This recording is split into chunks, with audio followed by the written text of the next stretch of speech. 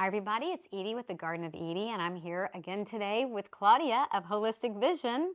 Are you learning so much? I can't wait for the next one to learn even more, even though I don't have a lot of these issues, but it's just so inspiring because it's not really just about your eye condition. It's more about your life and your lifestyle and the way you feel and think and what you eat. So it's a really holistic Absolutely. situation here. So what are we going to talk about today? We're going to talk about cataracts, which is eye doctors, if you believe eye doctors, they tell you 40 you get readers, 50 you get bifocals, 60 you get cataracts. Boom. That's what, and 70 you get glaucoma, and 80 you get macular degeneration. That's what they usually tell you. Goodness. So this is not, we don't have to get that, right? We can totally avoid that. How do you know when you have them?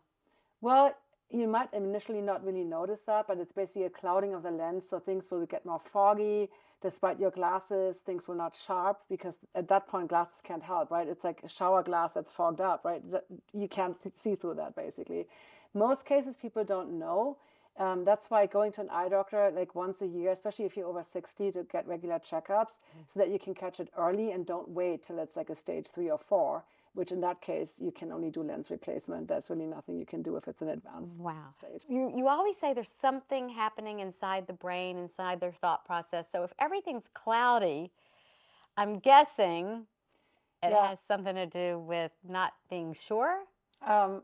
Pretty much, and I really like Louise Hay in that regard, because she talks about dark future, not having joy in your life. And I think a lot of times when people turn 60 and they don't have a fulfilling work that we have, there might be like uncertainty about the future, not really knowing, what empty nesters, maybe retirement, but you're not excited about retirement. You also don't want to do your job. So there's definitely that connection of, what vision do you have for your life after 60, right? What are you getting excited about? What do you want to see? But there is things that people can definitely do for cataracts or to prevent cataracts. So I think we should talk about that. Okay, let's do that. Yeah. So first of all, cataracts are caused by things like diabetes, heart disease, smoking, toxic exposure. So a lot of us we have 80,000 chemicals nowadays in our lives. And so it's almost impossible to completely avoid those. So detoxification is super important, right?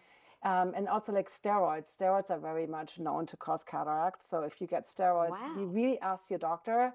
That also goes to pets. I see a beautiful dog laying there on the floor. So, that is a very big cause for cataracts, also smoking. So what we want to do, so basically the cataracts are caused by a cloudy lens. That means the proteins in the lens are clumping up and they create that kind of fogginess or cloudiness. And so movement is really important for cataracts. And we already had several other movement practices for the eyes, but there's one that you might have heard from eye yoga or something. It's like, that idea of moving in and out. I don't really like this mechanical thing so much, but just shifting your attention far and near, so that what happens when you look in the distance, the lens is relaxed. The ciliary muscle is slack. So basically the relaxed state for the eyes is distance vision.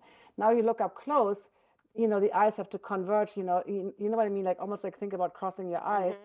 And the lens, the ciliary muscle tightens and the lens gets like thick, like bulbous. So you basically, it's like a workout. It's like, flexing and relaxing your biceps, right? It's kind of the same thing. So you want to move your attention in and out. That's one thing that people can definitely do. So you mean, so say you're outside and you can see something close, but make sure you see something far. Yeah, you want to switch. So when you look up close, it's more of an effort for the eyes, but it's a really good way to, just like we move our bodies now, right? Our muscles. We don't just sit all day. And that's the same thing with cataracts, creating a lot of movement. Also sunlight, to a certain degree, we talked about sunlight already, is good for the eyes.